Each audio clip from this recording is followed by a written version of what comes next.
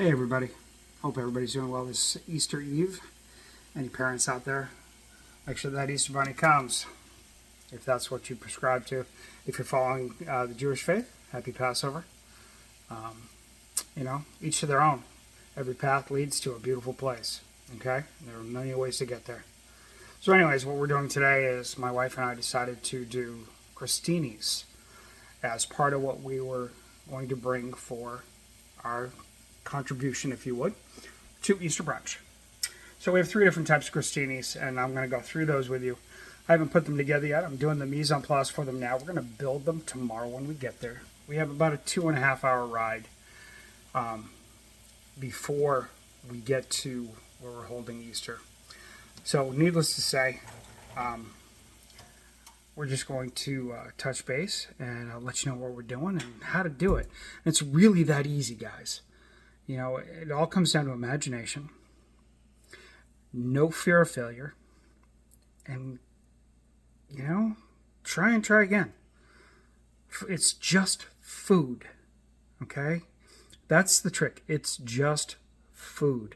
It's not rocket science. It's not life or death. Try something new. Have fun with it. That I think is my biggest, what I want you to take away. My biggest goal is for you to realize this is just food and for you to have fun with it. So anyways, we're going to turn the camera around. Here we go. Oh, look, there we go. So first of all, here's our crostinis, okay? So this was a single stick of a gluten-free breadstick. I think it's produced by Udi's. My wife and my daughter are both gluten-free, as well as a few of the other members of our family who we're going to see tomorrow. So all I did is I slice them thin, as you can see. And it doesn't matter how long it takes you or whatever. Just slice it thin. Take your time. I didn't season these. You can season them with olive oil if you want, a little salt and pepper. What I like to do, honestly, is take a little pan spray. If you can find a pan spray with olive oil, and they have them out there. Spray it down and hit it with the salt and pepper. It's easier. It spreads more evenly. You get a better coating for all your flavors. Okay? So that's the crostinis. That's our base. So then we're going to go right to the prep list. Okay? And as you can see, it shows crostinis. We've got cook the crostini sisters first. We have fig jam. We have to crumble gorgonzola still. We have to toast walnuts. Well, we've toasted the walnuts. And the fig jam is made. We bought it. Sometimes it's okay to take shortcuts, guys. Okay? Again, it's just food. If you find a product that works for you, that is as good as what you can make, use it. Don't be crazy. Don't get stuck in the, oh, well, this is all homemade from scratch and blah, blah. Screw that. This is a major holiday for a lot of people. Okay? There's a lot of stress involved with presenting and being proper. Screw that. This is just food. Okay? Again, my biggest takeaway. So anyways, we've got fig jam, gorgonzola, and walnuts. Really simple. We might put a little sliver of a strawberry here and there to go with it to help tie into the salad we're going to talk about later. Then the next crostini is I have some sweet chili fried pork belly that we kind of had left over. It's literally, I brought it home from work. It was either take it home or throw it out. So I brought it home. So we're going to take that, chiffonade up some Thai basil, which is right here. Some nice looking Thai basil. We're just using the green leaves. Okay. So we're going to chiffonade. And for those that have followed my post before, chiffonade means a thin ribbon cut. So we're not trying to chop it. We're just trying to get a real thin, almost as close to paper thin as you can get ribbon cut. Because you don't want a ton of that flavor, but you want it to decorate. I went looking for micrograins and they didn't have any. But this is the next best thing because that flavor will play perfectly. And then it's pickled veg. Now, when I say pickled vegetables, what I did is you take equal parts rice wine vinegar and water. and whisk in some honey until you get that sweet and tangy balance, okay? And then you bring it to a boil. Once it's boiling, and this is just for this sandwich, you can use any vinegar you want, okay? As long as it plays with what you're trying to do. In this thing, it's more of a Asian application. So it's sweet chili, it's Thai basil, and pickled vegetables. So again, we took the honey and the rice wine vinegar and the water. We brought it to a boil. I put in daikon radish, and you'll see right there, daikon radish. This is kind of, I found a small piece of daikon. I cut that thin and then cut it into real small julienne, almost like a half matchstick size. And we use the shredded carrots. Again, if it's going to save you time to buy it, then make it. Buy it, doggone it. Buy it. It's easier. And then we also have cucumbers. Now I cut those up. This is my doing, okay? Again, it's just cutting the cucumber, as you can see some here.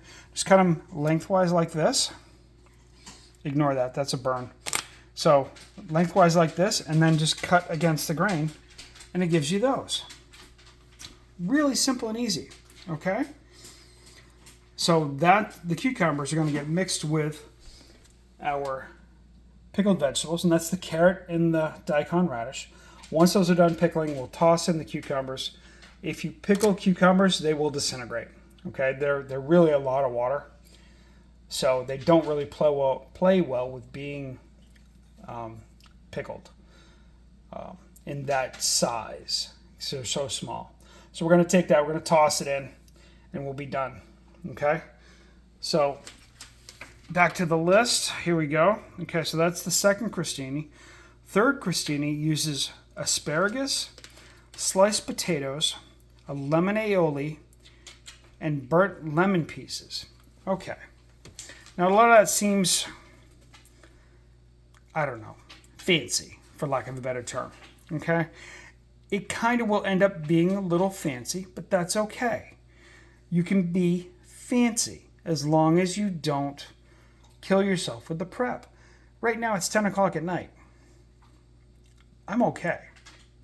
We're going to get up at 5. We're going to be out the door by 6:30. Boom, boom, all done. I'm almost done my prep, and it's literally taken me 20 minutes. So anyways, asparagus. All I want is the tips off the asparagus and like a bias cut of the stalk. So this is what we have, okay? So as you can see here, we just have the tip, and then we also have a bias cut. You see how that's kind of angled? That means cutting on the bias, okay? Look at that. That's beautiful. I blanched that. In other words, I cooked it a little bit in just boiling water to bring that green out. I want that chlorophyll to pop. Okay, I want that flavor to pop and the color to pop. So that's when it's that small, it doesn't take long. It might take, I think it even took 30 seconds, less than a minute to cook it. But you don't want to overcook it. You want it firm. You want a nice bite to it. Okay? So that's the asparagus. The potatoes I bought, and right here I can explain, little trios. It's 3 different colored potatoes. Look at that.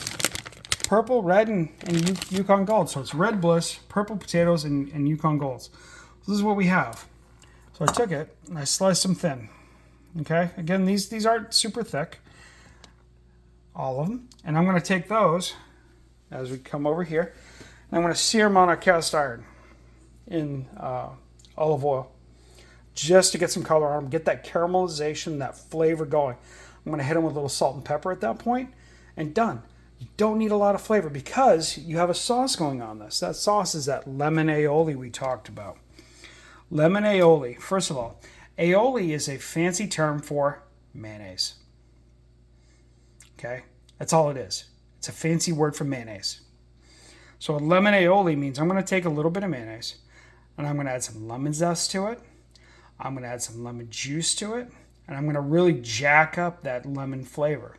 Now there's lemon in mayonnaise if you make it from scratch. Typically, mayonnaise is a little Dijon, a little lemon juice, egg yolks, and oil drizzled in very slowly to create an emulsification, i.e. the molecules in the egg are going to bond with the molecules in the oil. And it gets thick and it creates mayonnaise. So you do that, you hit it with a little lemon juice, you hit it with a little salt and white pepper, and boom, you got mayonnaise. It's easy to make. It sounds difficult, but it really isn't. Okay?